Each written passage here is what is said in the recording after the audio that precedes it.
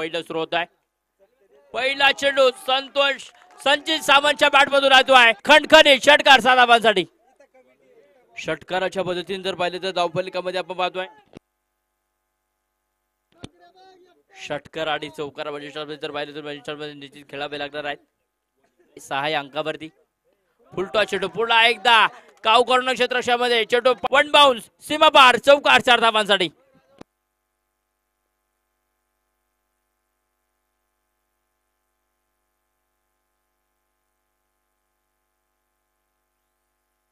Jimmy वेदगे सज्ज आहे.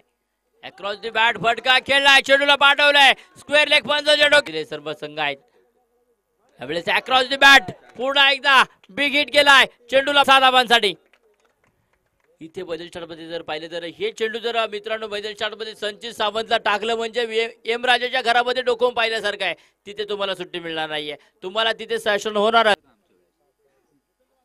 यावेळेस बिग हिट केलाय. आसमानी डोला आणि तिथे सामना जिंकला. संचित सावंतच्या बॅट मधून आलाय. एक विजयाचा षटकार इथे येतोय. खणखणीत इथे संघ विजय झालाय. या सामन्याचा विजयी संघ आपण पाहतोय स्वर्गीय पैलवान गणेश अप्पा जगताप स्पोर्ट्स फाउंडेशन विराम.